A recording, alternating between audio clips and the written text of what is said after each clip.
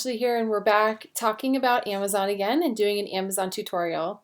This time it's about Inventory Lab, and Inventory Lab is a software that I've been using with Amazon for a long time, for over 2 years now. It's so handy. It makes everything much simpler when it comes to processing your products and creating shipments. So I'm going to walk through how I do that today. I'm also going to be using my Dymo thermal printer, and Dymo's the best because before this I was using 30 up labels on a printer sheet with my ink printer, spending money on ink, spending money on label sheets that were only halfway filled if I didn't have a full shipment. It was really tedious and annoying. Now I have a thermal printer. It makes life so much easier. I never have to change ink again, and it comes with all kinds of different label sizes. So not only can I print my Amazon SKU labels with it, I can do my 4x6 shipping labels with it for eBay and Poshmark. So not only can I do eBay and Poshmark, I can do Amazon, all my Amazon shipments with the Dymo. It's pretty much an all-around tool that's used. I use it all the time and I would die without it. So yeah, Dymo is super easy to set up. It's really small and lightweight. I set it up right next to my MacBook, and there you go. It's super easy. You have to download the Dymo software, which is extremely straightforward. You just go to the Dymo website. It shows you the label maker software to download. You download the latest version and boom, you're ready to go. So extremely simple and straightforward there. But when it comes to setting up your printer with Inventory Lab, I can show you really quick how to do that. So let's go ahead and log in. Okay, so when you log into Inventory Lab, you can see it takes you right to your list and prep page. And I'll show you about that in a second, but I just wanted to explain some of the tabs real quick. The dashboard shows you your total sales in graphs week by week. You can also pick quarterly, yearly, and it breaks down fees and cost of goods and everything else, which is really handy. What we use the most are these reports, especially when it comes to taxes. We use our inventory valuation, our sales tax report, profit and loss.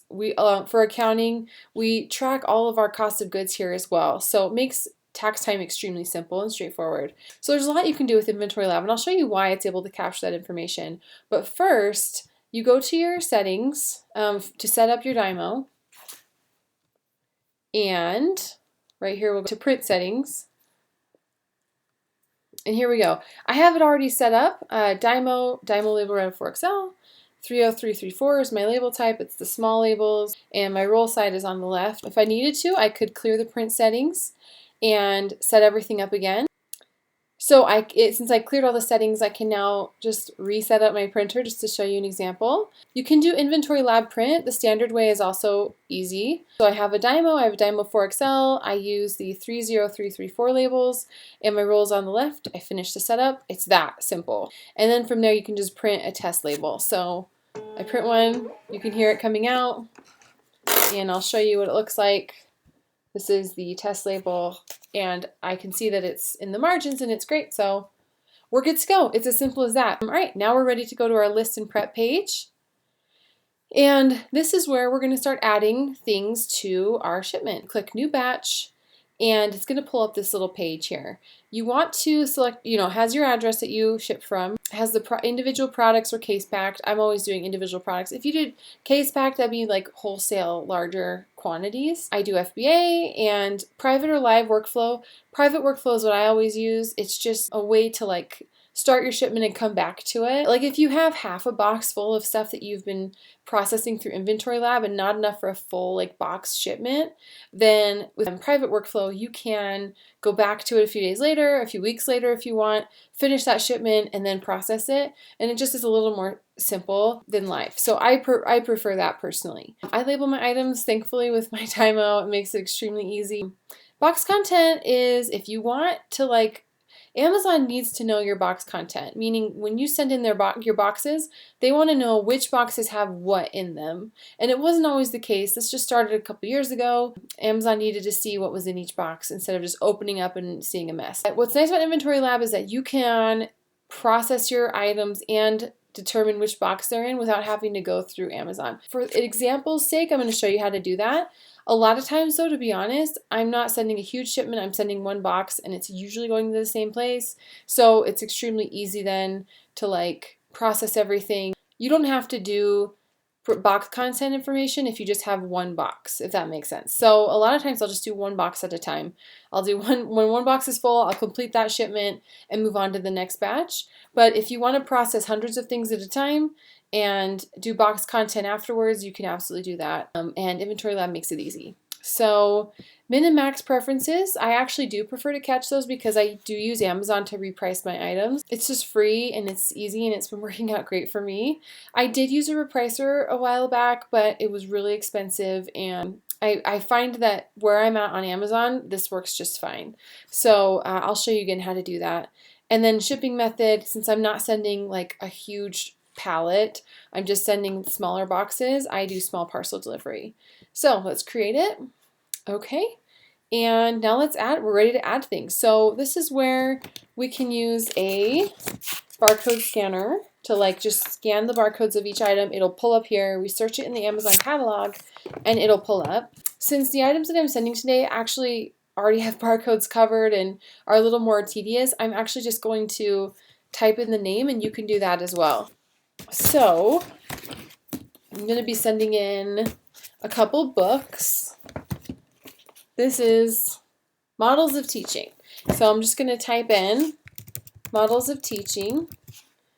And by the way, this variable MSKU that I'm creating, I have edited to include everything that I want to see it as a snapshot. Like when something sells on Amazon, you can see the SKU when you look at your orders. And it's just handy to see like, oh yeah, I bought that for this much. This was the sales rank, and wow, it sold within a week at 2 million rank. That's interesting. Or, it's nice to have this information. So I always do that. Okay, so there's several copies. I'm finding the one with the right cover. This one has the correct cover on it. As you can see, I've sold it a few times, but you can use the same SKU, or you can ignore matching SKUs and create new. Since I've sold this before, I am actually going to use the same SKU. Okay, and I can see the price. This shows you the FBA prices, this shows you the used prices, and obviously the new prices. But sometimes these prices aren't reflective of what actually is happening on Amazon. So occasionally some of these fields won't be full. Like it might only show used merchant fulfilled. It's always handy just to click on this Prime label. What happens is it pulls it up on Amazon in real time, and you can see what's actually happening. So we can see that it's accurate. It's selling for $69 at an acceptable price. Since mine is in like good condition, I'll just match it. Good and like new are so similar. I bought it for 50 cents, so I might as well just sell it for, I'm happy with, 69. And then my minimum price will be, I'll probably do 60, maximum 75, and we're good to go. Move my face back over, sorry. And then here when we're filling out this information, there's no battery, it's not regulated, one quantity, it costs 50 cents. I bought it in September. Supplier garage sale, this is where you'd put Walmart, Target, which wholesaler you're using, private label. I have my book conditions pre-filled in because I do a lot of books. As I select the conditions, if I did acceptable, if I did very good, it would just pre-fill in the condition that I have. And if there's anything else wrong with it, I would just add that. I'm going to say used good condition on this one, and then we're ready to add it to our batch. Okay, it's in our batch, and you can hear that I just printed off the Dymo label. It just automatically printed as soon as I said add to batch and clicked that button. I will take this label and put it over the barcode of the book back here, and then we're good to go. We're done. We're done with that. Now let's do the master reader. It's another one that I have. It's the 4th edition. This one looks correct. Whenever I have one that has multiple listings, I pick the one with the lowest sales rank, sell faster. Okay, so I do have a matching SKU. I'm going to go ahead and pick that one. I'm going to set it as the used good price because it's in good condition. So as you can see, everything's accurate. Bought at a garage sale, the condition's in there, and now I just need to put my price in. So lowest 40, highest 60. And then add to batch, and as soon as I click this, the Dymo will print off the label. Here we go. So you can see. And then I can just stick the label on and move on to the next. So I'm just going to do one more. It is Lethal White, an excellent book, by the way. This is a fiction book that I just happened to be done with, and I think it has a pretty good rank and a pretty decent sales. Yeah, it has a good FBA price. So I'm going to go ahead and sell it. Let's go see what the used prices are. Okay, used 21. Great. So I will price mine at, see this is, but the new price for FBA is $18. You can either price a little lower or just wait for the new copies to sell out and do a used price higher. You see that sometimes. Used prices can be higher than FBA new prices, but either they're just waiting for the new price to sell out or they're just hoping someone will select filter by used and not see the new price. So in order to get this moving, I think I'm just going to do it a little less than the new price. It's in really good condition. I'll lower it to 15 and my highest price will be 23. And then I will say it's used very good because it's still in really good condition. I'm going to actually put, instead of garage sale, thrift store, and it'll input that. And at the thrift store it was $1.50. Oops. It was $1.50. And there we go. Add to batch.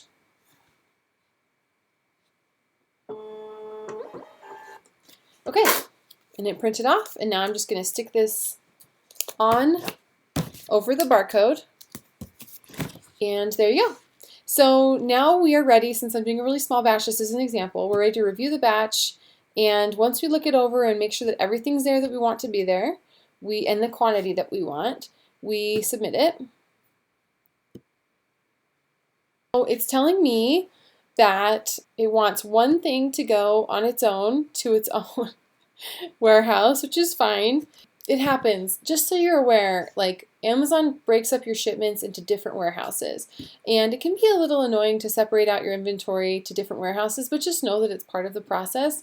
One thing that you can do to change that is go to your Seller Central settings and select Inventory Placement Service.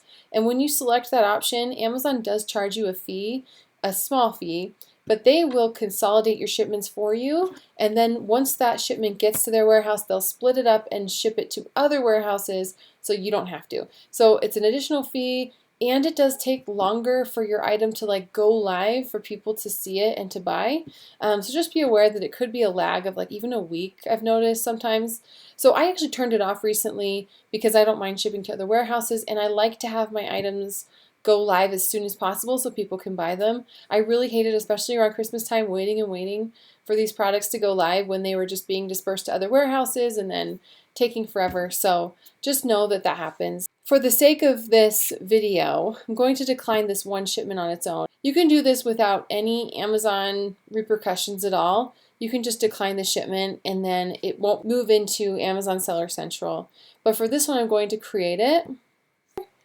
And now I will enter box contents. So because it's just going to be one box, you technically don't even have to do this. When something's all in one box, there is no box content information that you need to enter.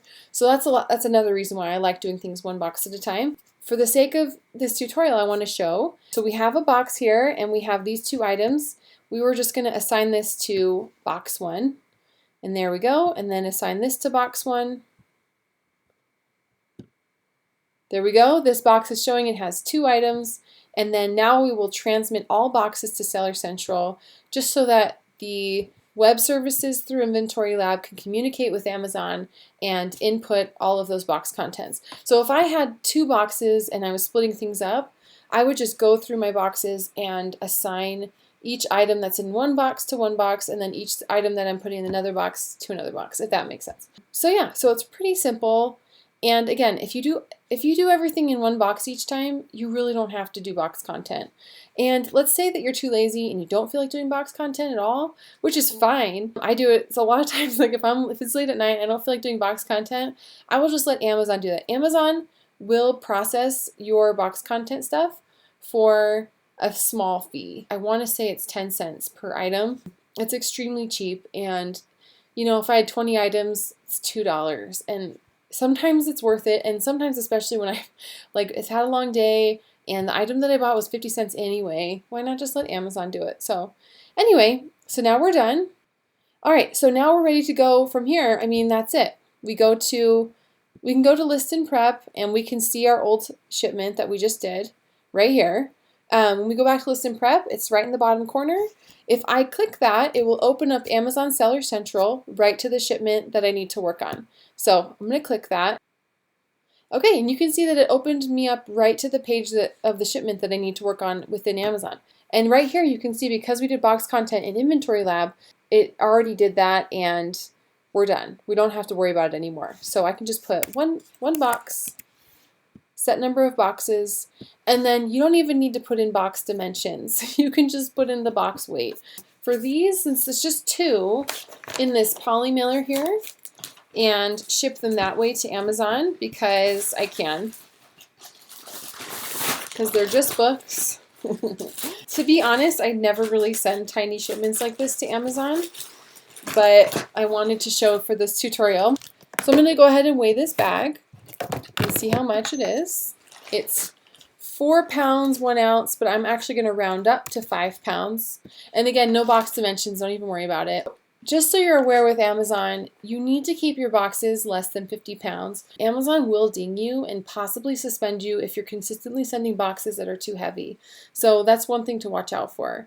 So I can see that I have 5 pounds. I'm going to calculate the shipping cost. It's $5.21, which is actually, because this is such a small shipment, that's a lot more than I would normally be paying.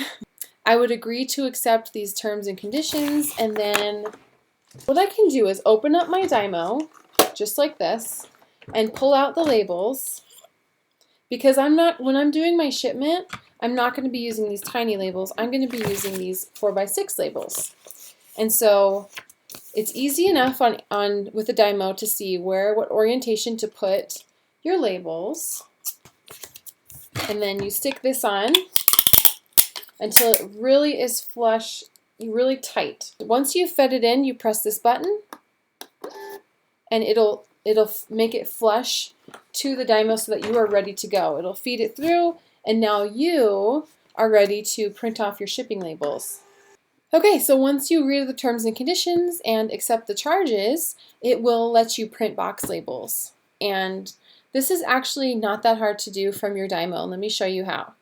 You open it up.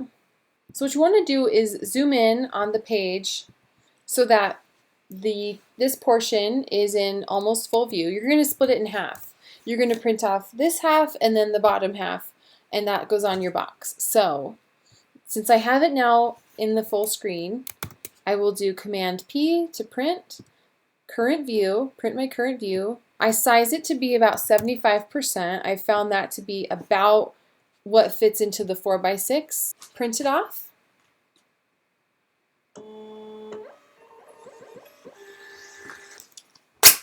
And you can see that it prints really clearly on the 4x6. And now I just have to scroll down and print this second half. And I do it the same way. Command P, more options, current view. I scale it to be 75%. And then it should print very nicely.